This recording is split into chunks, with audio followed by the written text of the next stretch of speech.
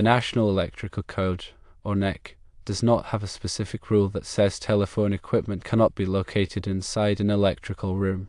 However, there are several sections of the NEC that cover the installation of telecommunications equipment, and these sections need to be considered when deciding whether to install telephone equipment in an electrical room. Article 800.154 states that telecommunication equipment shall not be located in hazardous classified locations as defined in Article 500. Article 800.155 says that telecommunication equipment shall not be installed in a manner that can result in exposure to hazardous substances. Article 800.156 states that telecommunication equipment shall not be installed in a manner that can create a fire hazard.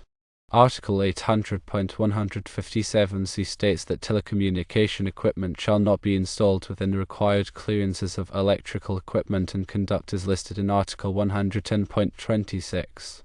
Article 110.26 details the spaces about electrical equipment. This section dictates adequate working space around electrical equipment that is likely to require examination, adjustment, servicing, or maintenance while energized.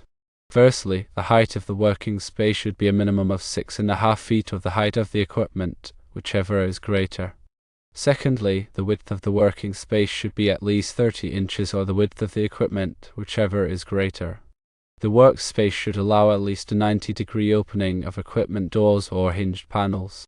Thirdly, the depth of the working space depends on the voltage to ground and the condition of the installation. Condition 1 is where exposed live parts exist on one side of the working space and no grounded parts are on the other side of the working space.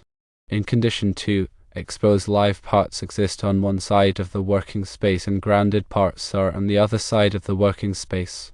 Concrete, brick, or tile walls are considered as grounded. Condition 3 is where exposed live parts exist on both sides of the working space. For voltages 0 to 150 volts, Condition 1 requires a minimum depth of 3 feet, Condition 2 requires a minimum depth of 3 feet, and Condition 3 requires a minimum depth of 3 feet.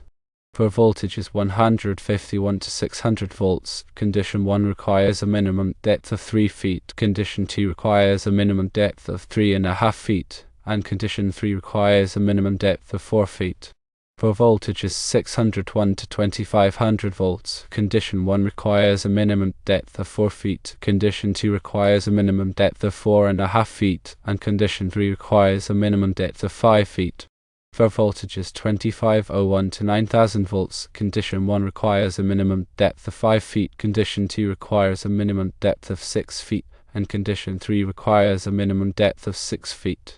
For voltages 9001 to 25,000 volts, Condition 1 requires a minimum depth of 6 feet, Condition 2 requires a minimum depth of 8 feet, and Condition 3 requires a minimum depth of 9 feet.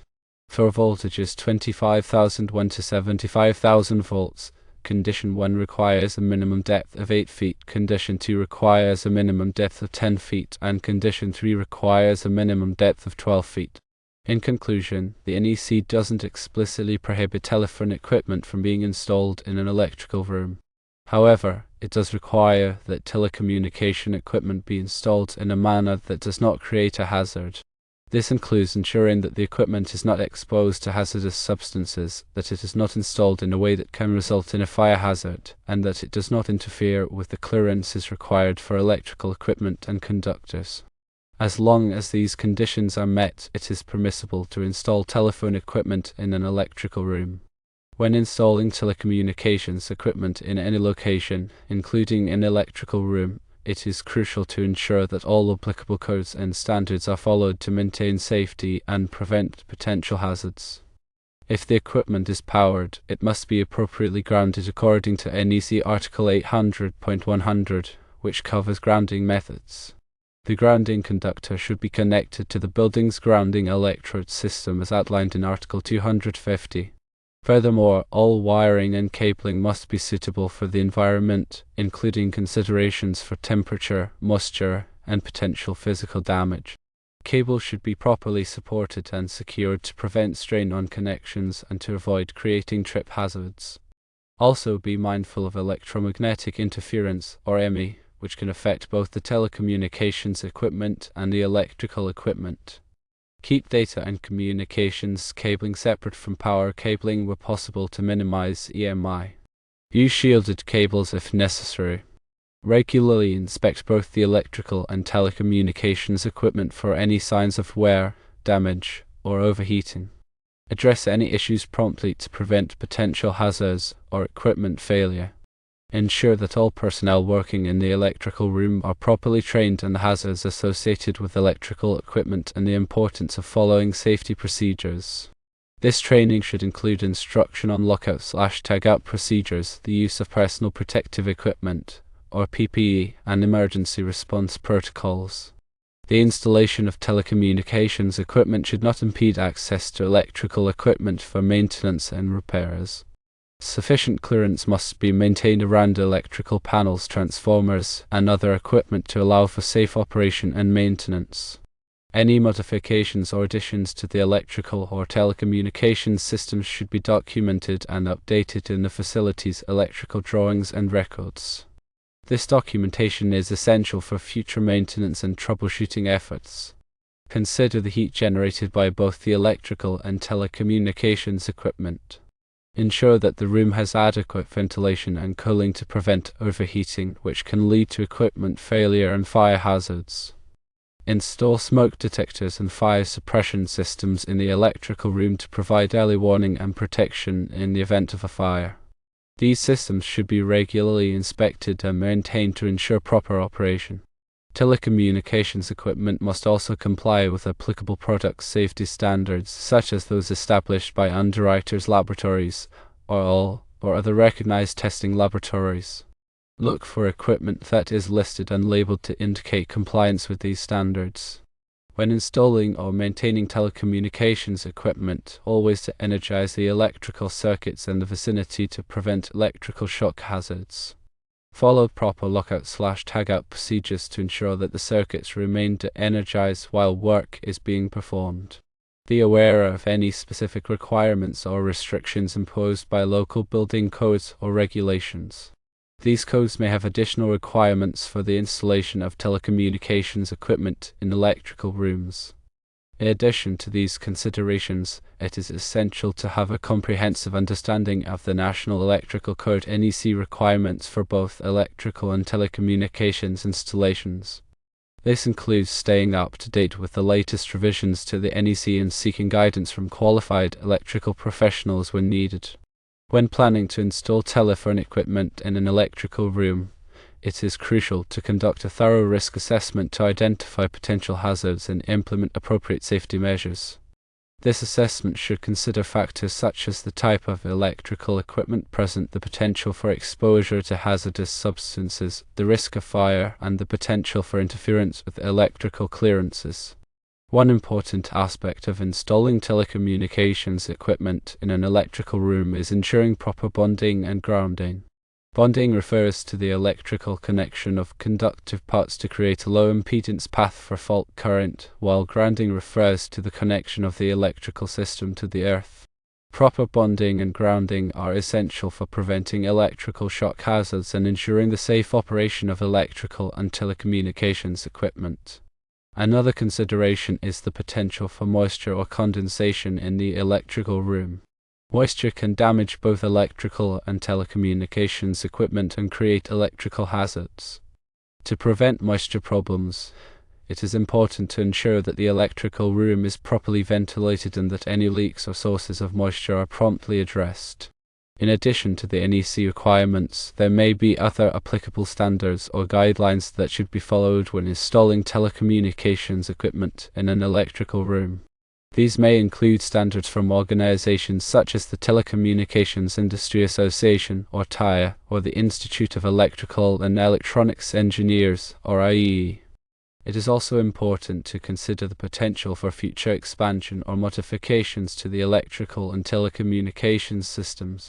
When planning the installation, it is advisable to leave room for additional equipment or wiring and to ensure that the installation can be easily modified or expanded as needed. When selecting telecommunications equipment for use in an electrical room, it is important to choose equipment that is designed for the intended environment. This may include equipment that is rated for high temperatures, humidity, or exposure to dust or other contaminants. It is also important to ensure that the equipment is properly labeled and marked to indicate its intended use and any applicable safety precautions. Regular maintenance and inspection of telecommunications equipment in an electrical room are essential for ensuring continued safe and reliable operation. This may include periodic cleaning, testing, and replacement of worn or damaged components. It is also important to keep accurate records of all maintenance and inspection activities. In addition to the technical considerations, it is also important to consider the human factors involved in installing and maintaining telecommunications equipment in an electrical room. This includes providing adequate training and supervision for personnel and ensuring that they have the necessary tools and equipment to perform their work safely and effectively. It is also important to promote a culture of safety and to encourage personnel to report any potential hazards or safety concerns. One crucial aspect is the proper management of cables and wiring. Cables should be neatly organized and properly supported to prevent strain on connections and to avoid creating trip hazards. Use cable trays, conduits, or other appropriate methods to manage and protect cables. Label all cables clearly to facilitate identification and troubleshooting. Ensure that the labeling is durable and resistant to fading or damage. Consider the potential for corrosion in the electrical room. Electrical rooms may be exposed to corrosive substances such as salt air or industrial pollutants, which can damage electrical and telecommunications equipment. To prevent corrosion, use corrosion-resistant materials and coatings and implement measures to control humidity and ventilation. Also, adhere to the manufacturer's instructions and recommendations for the installation, operation, and maintenance of both electrical and telecommunications equipment. The manufacturer's documentation provides valuable information about the equipment's capabilities, limitations, and safety precautions. It is essential to follow these instructions carefully to ensure safe and reliable operation. When making any modifications or additions to the electrical or telecommunications systems, it is important to obtain the necessary permits and approvals from local authorities. This ensures that the work is performed in accordance with applicable codes and regulations and that it meets all safety requirements. In addition, consider the potential for power outages or other emergencies. Install backup power systems, such as generators or uninterruptible power supplies UPS, to ensure that critical telecommunications equipment remains operational during power outages. Test these backup systems regularly to verify their proper operation. Also, develop and implement emergency response plans to address potential hazards, such as fires, electrical shocks, or equipment failures. These plans should outline the steps to be taken to protect personnel and property and to restore normal operations as quickly as possible. Regular audits and inspections of the electrical room and its equipment can help identify potential hazards and ensure compliance with safety regulations.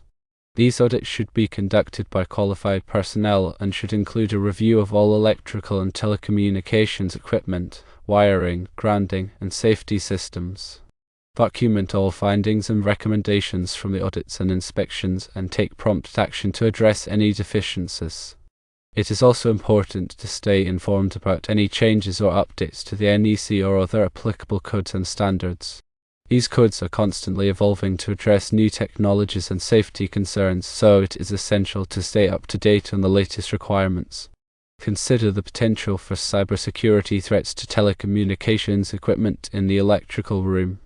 Implement appropriate security measures, such as firewalls, intrusion detection systems, and access controls to protect the equipment from unauthorized access or tampering. Regularly update the security software and firmware on all telecommunications equipment to address any known vulnerabilities.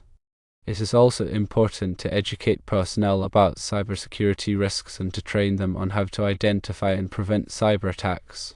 Consider the potential impact of electromagnetic fields (EMF) generated by electrical equipment on telecommunications equipment. EMF can interfere with the operation of telecommunications equipment and can also pose a health risk to personnel. To minimize the impact of EMF, Maintain a safe distance between electrical and telecommunications equipment, use shielded cables, and implement other mitigation measures. Also, comply with any applicable regulations or guidelines regarding EMF exposure. It is also important to consider the potential for noise interference between electrical and telecommunications equipment. Noise interference can degrade the performance of telecommunications equipment and can make it difficult to transmit data or communicate effectively. To minimize noise interference, use shielded cables, install filters or isolators, and ensure that all equipment is properly grounded.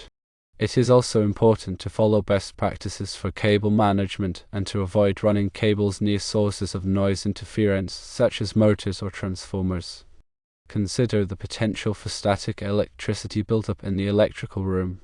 Static electricity can damage electronic equipment and can also pose a fire hazard. To prevent static electricity buildup, use anti-static mats, sprays, or other measures, and ensure that all personnel wear appropriate anti-static clothing and footwear. It is also important to control humidity levels in the electrical room, as low humidity can increase the risk of static electricity buildup. Consider the potential for rodents or other pests to damage electrical and telecommunications equipment in the electrical room. Pests can chew on cables, damage insulation, and contaminate equipment, which can create safety hazards and disrupt operations. To prevent pest infestations, seal any openings or cracks in the walls or floors, use pest-resistant materials, and implement a regular pest control program. It is also important to keep the electrical room clean and free of clutter, as pests are more likely to infest areas that are dirty or cluttered. Consider the potential for vandalism or theft of electrical and telecommunications equipment in the electrical room. Implement security measures such as locks, alarms, and surveillance cameras to protect the equipment from unauthorized access or theft. It is also important to control access to the electrical room and to ensure that only authorized personnel are allowed to enter.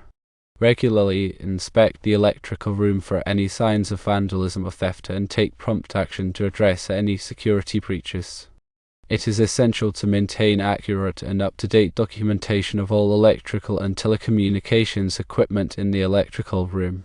This documentation should include equipment specifications, wiring diagrams, maintenance records, and emergency contact information. Keep the documentation in a safe and accessible location and ensure that it is readily available to authorized personnel. Regularly review and update the documentation to reflect any changes or modifications to the equipment or systems. Ensure that all personnel working in the electrical room are properly trained and qualified to perform their duties safely and effectively.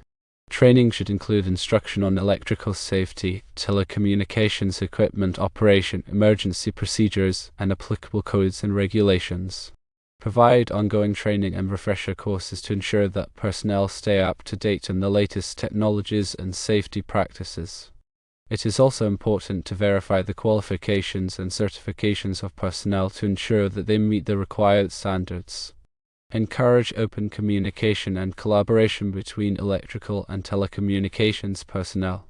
Effective communication and collaboration are essential for ensuring that all work is performed safely and efficiently and that any potential conflicts or issues are resolved promptly.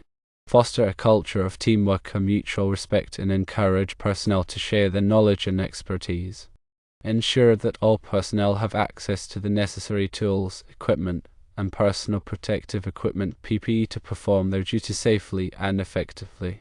Provide regular inspections and maintenance of tools and equipment to ensure that they are in good working order.